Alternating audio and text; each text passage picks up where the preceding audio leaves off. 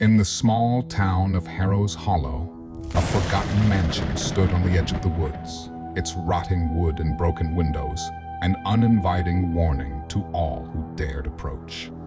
The locals whispered that it was cursed. Its last inhabitants, the Blackthorn family, had vanished without a trace, leaving only a trail of blood leading into the woods.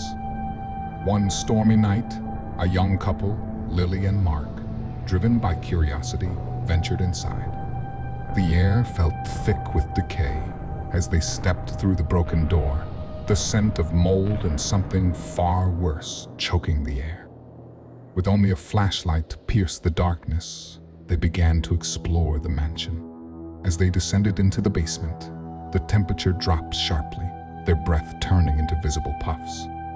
The walls were covered in strange, ancient symbols, and the ground was slick with a dark, sticky substance. They barely noticed the soft whispers at first, but soon they could hear them clearly, low, guttural voices calling their names. A sudden crash echoed behind them.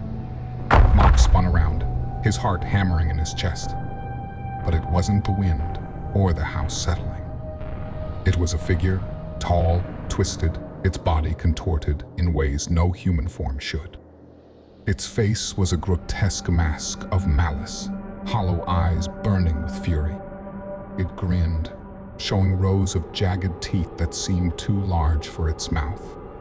Lily screamed as the creature lunged at them, but Mark grabbed her arm and yanked her back up the stairs, the darkness at their heels. They ran blindly, hearing the creature's heavy breathing just behind them, its claws scraping against the walls, each noise growing louder. They reached the main floor, but the house was no longer the same. The walls were closing in, the air thick with the scent of blood. Their flashlight flickered, casting strange, fleeting shadows across the walls. Figures moved within them, faces twisted in agony, their eyes hollow and pleading. "Get out!" Mark screamed, but the door wouldn't budge. Suddenly, the whispers grew into shrieks. They turned to see a figure, no, a swarm of them emerging from the walls.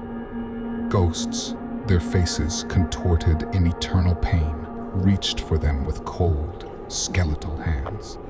Their eyes burned with the knowledge of their torment, their mouths opening to emit terrifying, unintelligible chants.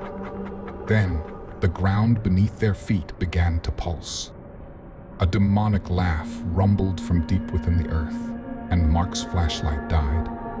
Lily clutched his arm in terror as the walls seemed to stretch, bending into impossible angles.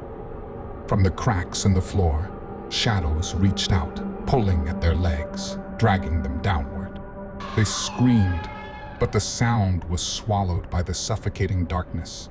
And in the suffocating silence that followed, the last thing they saw was the twisted grin of the demon, its maw opening wide, ready to consume them both. The mansion settled back into the earth, as if nothing had ever happened. The next morning, when the locals passed by the old mansion, all that remained was the faint,